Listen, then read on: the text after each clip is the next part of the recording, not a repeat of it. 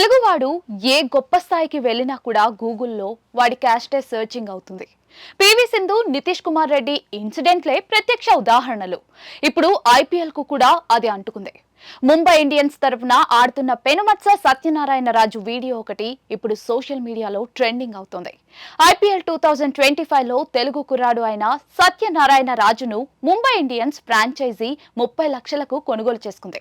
Fast bowler అయిన సత్యనారాయణ రాజుతో Mumbai Indians తన మొదటి 2 మ్యాచ్ల్లో బౌలింగ్ చేయించింది. చెన్నై సూపర్ కింగ్స్ పై ఒక్క ఓవర్ వేసిన రాజు 13 పరుగులు ఇచ్చాడు. గుజరాత్ టైటన్స్ పై 3 ఓవర్లు వేసి 40 పరుగులు ఇచ్చి ఒక వికెట్ తీసుకున్నాడు.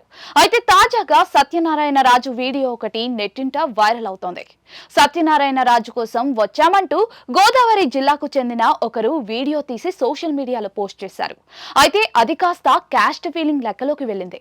ఆ వీడియో కింద సోషల్ మీడియాలో మన కులపోడే అంటూ కమెంట్స్ చేయడం మొదలు పెట్టారు. మరికొందరేమో ఇంక మీరు మారరా అంటూ చివాట్లు పెట్టారు.